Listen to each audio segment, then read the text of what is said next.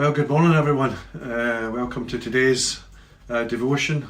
Some good news, light at the end of the tunnel from the government yesterday, which will please an awful lot of people, including me.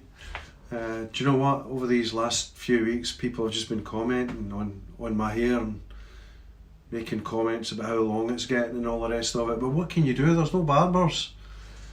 I think that some people are maybe sneaking out and getting theirs done on the sly when I look at their hair.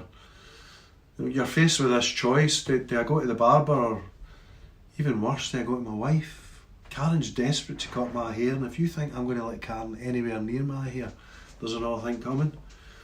Actually, it's funny the way that people wear their hair. So as it gets longer, I've discovered I can do different things with it, and people have said, look, you can do that. You can do the old curtains, so you can do the old curtain kind of affair and let it come down like that.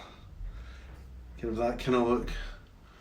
People laugh at that, or you can swipe it back and just have it back. That's probably how I like it, just going back. Or you can give yourself a bit of a quiff. You can do that and have it on the one side, and then.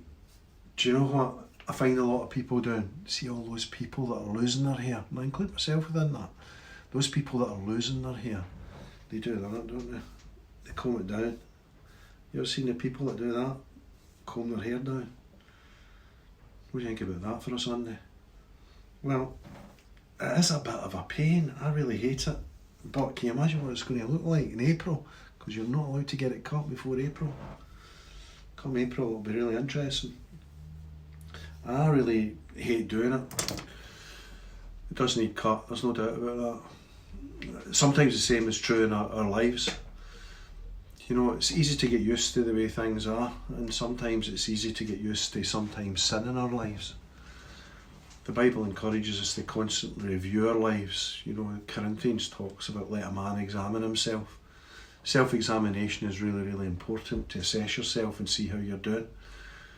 And that's especially true when it comes to areas in our lives where we might find ourselves falling short of God's best. And it's really, really important to cut it. It's really, really important to trim it. And if you want to know more about that, Mark's going to be talking a little bit more about that on Sunday, so I'm not going to say any more.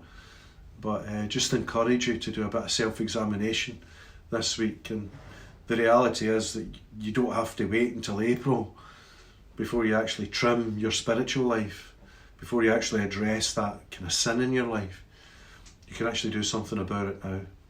Mark's going to say something a little bit more about that on Sunday, so why don't you join us for our live stream where we'll be engaging in worship and just celebrating the God's goodness and praising Him together.